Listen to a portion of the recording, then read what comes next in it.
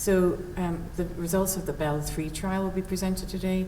This is a trial basically evaluating a PI3 kinase inhibitor in hormone receptor positive breast cancers that are resistant to both endocrine therapy and to mTOR inhibitors. So basically what was done in the trial is post-menopausal patients who had these metastatic hormone receptor positive breast cancers that have received prior aromatase inhibitor treatment and also mTOR inhibitor treatment were randomized 2-to-1 to receive buparlisib, which is a pan-PI3 kinase inhibitor, along with fulvestrant or placebo plus fulvestrant, with a primary endpoint of progression-free survival. So there was some secondary endpoints which include overall survival and then outcome based on PIK3CA status of both the primary tumor and ctDNA. So basically the trial met its primary endpoint in that progression-free survival was significantly improved in the patients who got buparlisib plus fulvestrant compared to fulvestrant alone. The difference was about 2 months, but it was statistically significant. Other endpoints, including response rate and clinical benefit rate, were also better in the buparlisib arm compared to the control arm. And the secondary endpoints, looking at the PIK3CA mutation status of the cancers, this was done in 2 ways. The PIK3CA mutation status was assessed in the primary tumor using PCR, but also in ctDNA using beaming technology. About a third of patients had PIK3CA mutant cancers.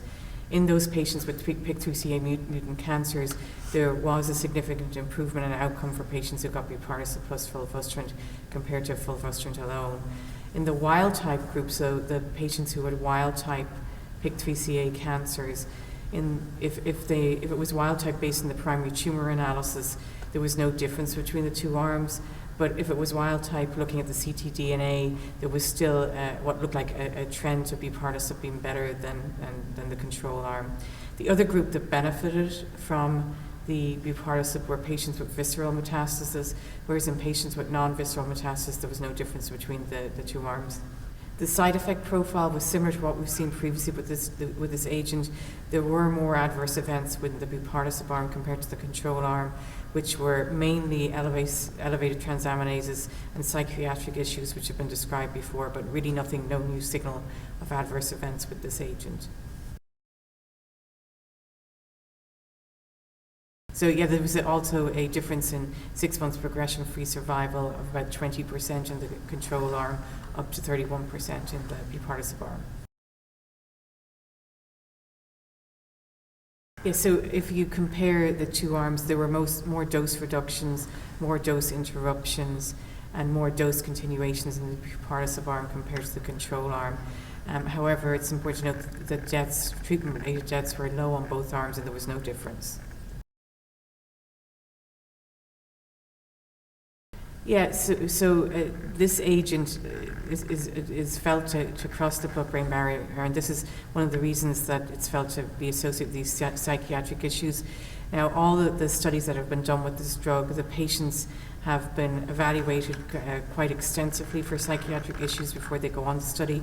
So they fill in a fairly complicated questionnaire, and patients who have known psychiatric issues are not eligible for these studies. There were some suicide attempts, a very small number, in the buparlisib arm compared to the control arm. So for other PI3 kinase inhibitors, if they potentially did not cross the blood-brain barrier, they may be safer with this regard. It felt almost like the questions were leading towards this idea of it being kind of a proof of concept for PI3 kinase, that there is a statistical effect, but this is maybe not the kind of results we'd like to see pushing forwards to phase 3 and full clinical deployment. Where do you see PI3 kinase going, either as a target for future therapies or developing in refinements to this therapy?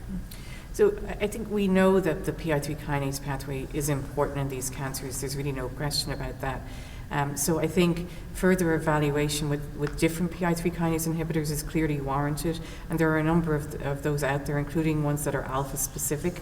So there is a study, the SOLAR-1 study, which is looking at an alpha-specific PI3 kinase inhibitor, basically mainly in cancers, in patients with cancers that are mutant for PIK3CA, but they're also looking at it in wild-type PIK3CA, again, kind of as a proof of concept. So I would hope that we would find that one of these agents will be effective. It may be only in PIK3CA mutated cancers, but that's pretty common, so that would still be a significant advance. Okay, well, that answers all the questions I've got. Is there anything you'd like to say by way of conclusion, summary, final thoughts?